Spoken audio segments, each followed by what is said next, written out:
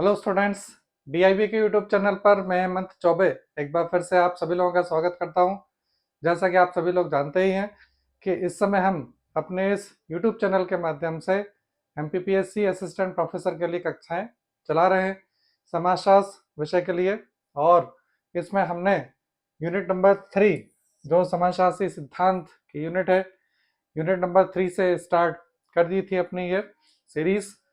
एक बार फिर से देख लेते हैं यूनिट नंबर 3 में हम क्या क्या कंप्लीट कर चुके हैं। संरचनात्मक सिद्धांत कंप्लीट हो चुका है, प्रकार्यात्मक सिद्धांत कंप्लीट हो चुका है, अंतःक्रियावादी सिद्धांत कंप्लीट हो चुका है, संघर्ष सिद्धांत लास्ट लेक्चर से स्टार्ट किया था जिसमें मैंने आपको संघर्ष सिद्धांत का इंट्रोडक्शन दिया था और कार्ल मार्क्स के बारे में बताया था कि उनका संघर्ष सिद्धांत क्या था। आज हम पढ़ेंगे राल्फ डायरेनडॉर्फ।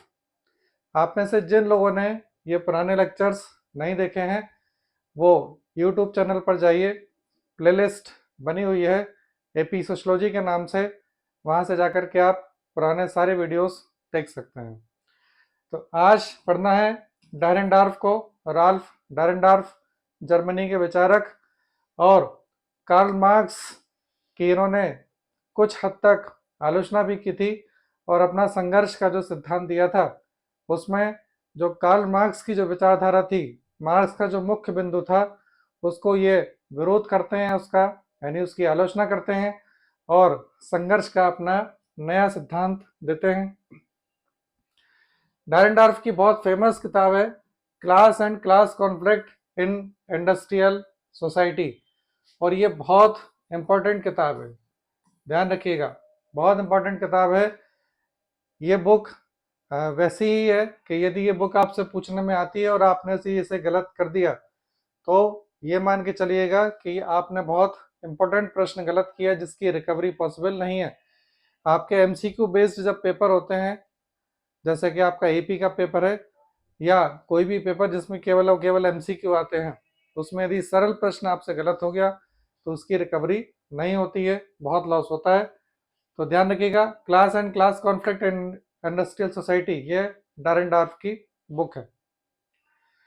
डायरेनडॉर्फ ने क्या किया, आधुनिक समाज को पूंजीवादी समाज से संबोधित नहीं किया है बल्कि किससे संबोधित किया है, उत्तर पूंजीवादी समाज से, यानी पोस्ट मॉडर्न सोसाइटी से संबोधित किया है। यदि हम समाज का उद्विकास देखें तो हम बिल्कुल प्रारंभिक दौर में जनजातीय समाज आता है, फिर जनजातीय समाज का उद्विकास होता है और वो विकास होते होते कहाँ तक पहुँच जाता है, ग्रामीण समाज या कृषक समाज की कैटेगरी में आ जाता है। फिर यहाँ पर फिर से डेवलपमेंट होता है, विकास की प्रक्रिया होती है और ये किस में कन्वर्ट हो जाता है, औद्योगिक समाज में। और औद्योगिक समाज के बाद, औद्योगिक समाज बोल दीजिए या इसी को हम क्या बोलते हैं, पूंजीवादी समाज बोलते हैं। इसके बाद की जो अवस्था है जिसको डायरेनडॉर्फ ने बोला था, वो समाज कैसा था, उत्तर पूंजीवादी समाज या उत्तर औद्योगिक समाज। आज अमेरिका, यूरोप ऐसे कई देश हैं, वो जो समाज है आज की डेट में उसे हम औद्योगिक समाज नहीं बोल सकते। औद्योगिक समाज से आगे निकल चुका है, ऑटोमेशन की कंडीशन में आ चुका है, सारी चीज़ें कंप्यूटराइज्ड हो चुकी हैं, एआई आ चुका है, तो उसे हम क्या बोलते हैं, उत्तर पूंजीवादी समाज। तो जो डायरेनडॉर्फ थे इन्होंने ये बोला कि आज का समाज कैसा समाज है, उत्तर पूंजीवादी समाज।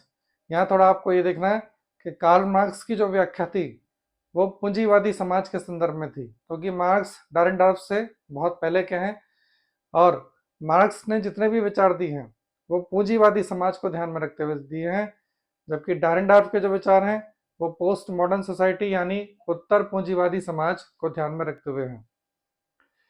इनके अनुसार आधुनिक उत्तर पूंजीवादी समाज एक कॉरपोरेट समाज है जो मार्क्स के समय के पूंजीवादी समाज से भिन्न है। तो देखिए यही एक बहुत बड़ा डिफरेंस है। और एक्चुअली जो डायरेनडॉर्फ है, डायरेनडॉर्फ का ये कहना था कि मार्क्स के समय जो समाज था वो कैसा समाज था, पूंजीवादी समाज था। और इस समय जो संघर्ष हो रहा था, इस समय संघर्ष हो रहा था, जैसा कि मार्क्स ने बोला था, संघर्ष किसको लेकर के था, पूंजी को लेकर के था या निजी संपत्ति को लेकर के था। और मार्क्स क्या बोलते हैं कि मुख्य जो संघर्ष है वो इसी को लेकर के है कि संपत्ति पर जो पूंजी है इस पर किसका अधिकार है, किसका अधिकार नहीं है। तो नो डाउट जो पूंजीपति या बुर्जुआ लोग थे उनका अधिकार उस पूंजी पर था, निजी संपत्ति पर था। तो मार्क्स उन्हें पूंजीपति कहते थे और जिनका अधिकार उस पर नहीं था मार्क्स उसको क्या बोलते थे, सर्वहारा के नाम से बोलते थे। अब डारेंडॉर्फ की यदि हम बात करें तो जो डारेंडॉर्फ हैं इन्होंने कॉरपोरेट समाज की बात कर दी है। उत्तर पूंजीवादी समाज को क्या बोला है, कॉरपोरेट समाज। और डारेंडॉर्फ का ये कहना है कि आज कोई भी उद्योग है या कोई भी इंडस्ट्री है उसमें जो पूंजी होती है, इसमें जो भी पूंजी होती है इसका मालिक एक नहीं होता। मार्क्स के समय एक ही मालिक था। आज क्या हो चुका है, आज ये पूंजी शेयर मार्केट के थ्रू अलग अलग शेयर में बढ़ चुकी है। इसलिए कोई एक उद्योग उसमें अलग अलग लोग उसके स्वामी होते हैं। इसका मतलब यह है, सपोज हमने बोला रिलायंस इंडस्ट्री, तो रिलायंस इंडस्ट्री में कई सारे शेयर्स हैं और वो शेयर्स कई सारे लोगों ने खरीद रखे हैं। और ये भी हो सकता है कि रिलायंस इंडस्ट्री में जो मजदूर लोग काम करते हैं, यानी मार्क्स के शब्दों में सो कॉल्ड सर्वहारा वर्ग के लोग, तो वो लोग जो काम करते हैं उन्होंने भी उस शेयर को खरीद रखा है। तो अब यहाँ पर मार्क्स की तरह क्रांति नहीं हो सकती। क्यों नहीं हो सकती, क्योंकि पूंजी पर अधिकार केवल एक व्यक्ति का नहीं है। अब भले ही चाहे मजदूर लोग भी उसके शेयर परचेज कर चुके हैं, भले चाहे कम है उनके पास, लेकिन वो भी उस पूंजी में अपना हिस्सा रखते हैं। इसलिए डारेंडॉर्फ क्या बोलते हैं कि मार्क्स का वो जो संघर्ष का विचार था पूंजी को लेकर के वो अब नहीं हो सकता, क्योंकि जो संघर्ष करने वाले हैं सर्वहारा वर्ग के लोग, उनने खुद उस पूंजी का एक हिस्सा खरीद रखा है। तो इसलिए डारेंडॉर्फ ने आधुनिक समाज को क्या बोला है, कॉरपोरेट समाज। क्या बोलते हैं डारेंडॉर्फ, इनके अनुसार वर्तमान समाज में दो प्रकार के वर्ग उपस्थित हैं। हालांकि मार्क्स ने भी दो ही वर्ग बताए थे, हैव्स एंड हैव नॉट्स। ये क्या बताते हैं, पहला वर्ग क्या है, आदेश सूचक वर्ग या नियंत्रित करने वाला वर्ग, यानी जो समाज को नियंत्रित करता है। दूसरा क्या है, अधीनस्थ, यानी ये इसके अंडर में रहता है। तो सीधी सी बात, दो प्रकार के लोग हैं। कौन सा, आदेश सूचक, यानी वो वर्ग जो आदेश देने का काम करता है, वो नियंत्रण करने का भी कार्य करेगा। और दूसरा जो इनके अधीन रह रहा है, यानी इनके आदेशों का पालन कर रहा है। समाज में कुछ वर्ग इस प्रकार के होते हैं जिनके पास प्राधिकार या सत्ता होती है। ये समाज में नियंत्रण की भूमिका का कार्य करते हैं। तो इनके पास क्या है, इनके पास प्राधिकार है, इनके पास क्या है, प्राधिकार है या सत्ता है। और ये आदेश सूचक वर्ग ये क्या कर रहा है, डारेंडॉर्फ बोलते हैं कि ये समाज में नियंत्रण की भूमिका कार्य करता है, यानी समाज को नियंत्रित करने का ये कार्य कर रहा है। और वो इसलिए कर रहा है क्योंकि इसके पास अथॉरिटी है, प्राधिकार है, या इसके पास क्या है, सत्ता है। दूसरा वर्ग क्या है, अधीनस्थ वर्ग है, जो स्वयं से उच्च पदस्थ व्यक्तियों के आदेश को मानता है। यानी ये वो वर्ग है जो क्या कर रहा है, इनके आदेश को मान रहा है। क्यों, क्योंकि इनका काम है नियंत्रण करना और ये इनका आदेश मानेंगे और नियंत्रित रहेंगे। इस प्रकार की प्रक्रिया एक परिवार से लेकर आधुनिक संगठनों तक देखी जा सकती है। नो डाउट परिवार में भी ऐसा ही होता है। परिवार में क्या होता है, जो उच्च पदस्थ से मतलब क्या होगा, परिवार में जो भी सीनियर मोस्ट रहेगा, दादा दादी हो सकते हैं, माता पिता, वो वर्ग कौन सा वर्ग हो सकता है, होता है वो आदेश सूचक वर्ग होता है। उनका आदेश चलता है। और जो बच्चे होते हैं और बाकी के जो छोटे लोग रहते हैं वो कैसे होते हैं, अधीनस्थ, यानी वो परिवार के बड़े सदस्यों का क्या करते हैं, आदेश मानते हैं। तो डारेंडॉर्फ बोलते हैं कि ये आप परिवार से देख सकते हैं और बड़े बड़े आधुनिक संगठनों में भी इसी प्रकार के दो ही वर्ग आपको मिलेंगे। इनके अनुसार समाज में विभिन्न प्रकार की संस्थाएं होती हैं, जैसे परिवार अभी आपको बताया, इसी के साथ जाति, धर्म, राजनीतिक दल, आर्थिक समूह।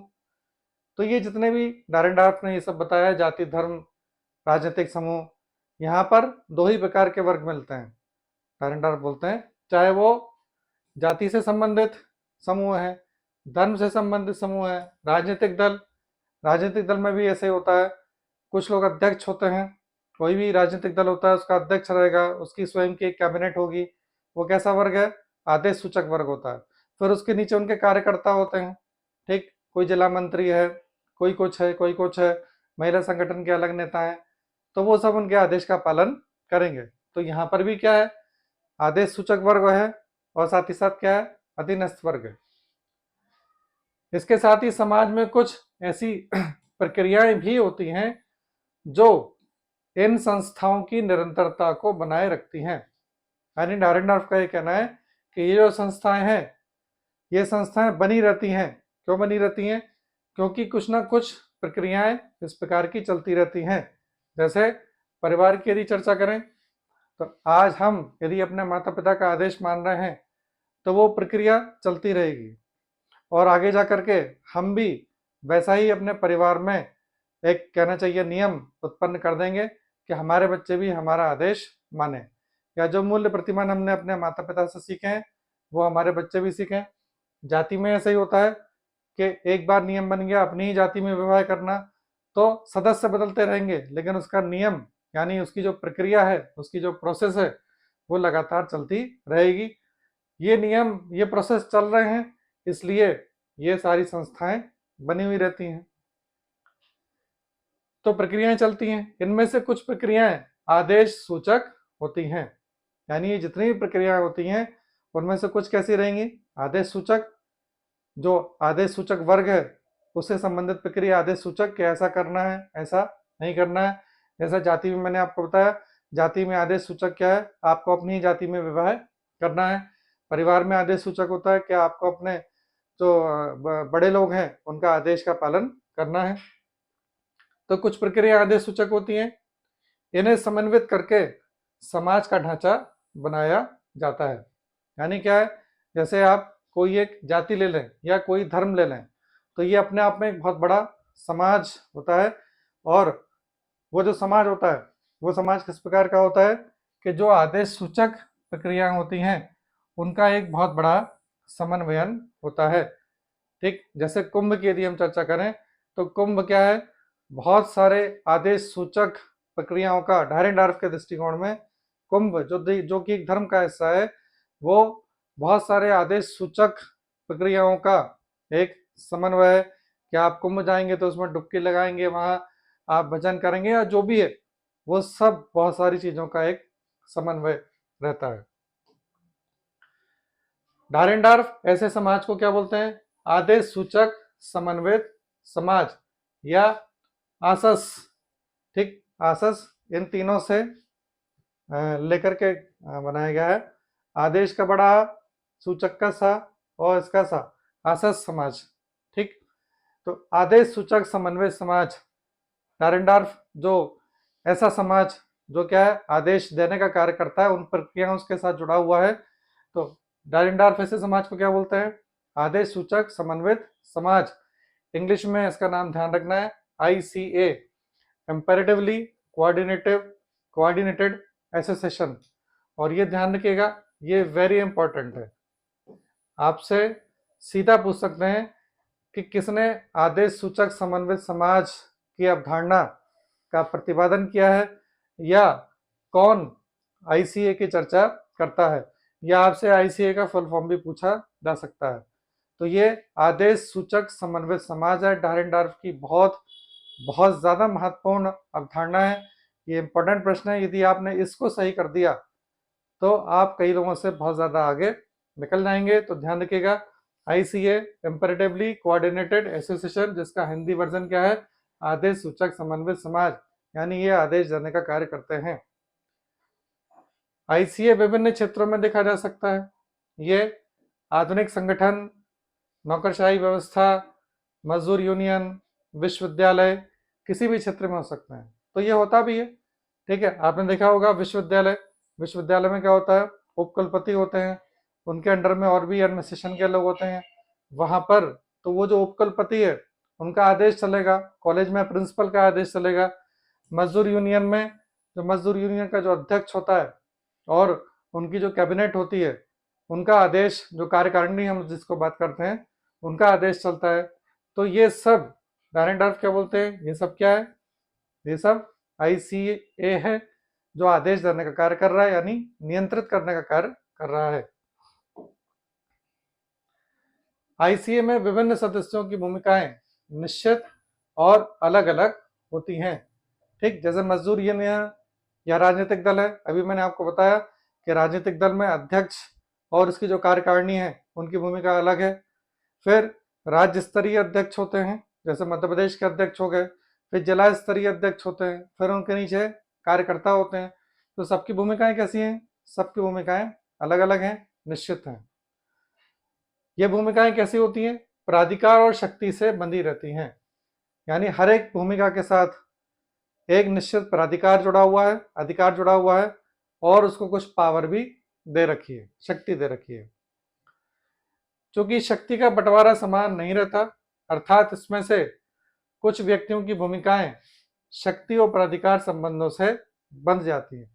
अब देखिए, जब शक्ति और प्राधिकार का वर्गीकरण होता है तो कुछ लोगों को पावर दे दी जाती है और कुछ लोगों को ये बोला जाता है कि आपको केवल इनके आदेश का ही पालन करना है। जैसे राजनीतिक दल में मध्य प्रदेश कोई भी राजनीतिक संगठन हो सकता है। सपोज हमने कहा कि बीजेपी में मध्य प्रदेश के एक अध्यक्ष हैं या कांग्रेस में भी मध्य प्रदेश के एक अध्यक्ष हैं, तो उनके पास पावर है। ठीक, और वो जो आदेश देंगे वो आदेश का पालन क्या करना पड़ जाएगा, वो पूरे राज्य स्तर के लोगों को करना पड़ेगा। तो कुछ लोगों के पास क्या रहेगा, प्राधिकार और शक्ति, और बाकी के लोगों के पास वो प्राधिकार शक्ति नहीं होती है, उन्हें केवल उनके आदेश का पालन करना पड़ता है। तो क्या है, कुछ लोगों के पास शक्ति और प्राधिकार, कुछ लोगों की जो भूमिकाएं हैं वो कैसी होती हैं, शक्ति और प्राधिकार संबंधों से जुड़ी होती हैं। इस प्रकार के लोग समाज में नियंत्रणकारी वर्ग की श्रेणी में आ जाते हैं। जैसे उदाहरण क्या दे दिया, डिस्ट्रिक्ट कलेक्टर। अब देखिए, कोई भी जिला है, जैसे हमने बोला इंदौर, तो इंदौर में जो जिला कलेक्टर है, जिला कलेक्टर का जो भी आदेश आएगा उसका पालन बाय डिफॉल्ट पूरे इंदौर जिले के जितने भी लोग हैं वो करेंगे, उसमें नो वाई एंड वाट कुछ भी नहीं हो सकता है। तो कलेक्टर किसी कैटेगरी में आ जाता है, आदेश सूचक वर्ग की कैटेगरी में आ जाता है, और बाकी के जितने लोग हैं वो कैसे हैं, अधीनस्थ की श्रेणी में सम्मिलित हैं। दूसरी ओर वे लोग होते हैं जिन्हें इस प्रकार के प्राधिकार प्राप्त नहीं हो पाते, अर्थात ये कैसे होते हैं, अधीनस्थ होते हैं। ठीक, इस प्रकार समाज का संपूर्ण बंटवारा प्राधिकार और शक्ति के आधार पर ही होता है। तो कुल मिलाकर के जो नारायण डाफ ने बोला कि कुछ वर्ग कैसा है, ये वर्ग प्राधिकार प्राप्त वर्ग है, और ये वर्ग कैसा है, इसको प्राधिकार प्राप्त नहीं है, और ये आदेश देगा, नियंत्रण करने का कार्य करेगा, और ये इनका आदेश मानेंगे, और इसी से ही समाज का बंटवारा हो जाता है।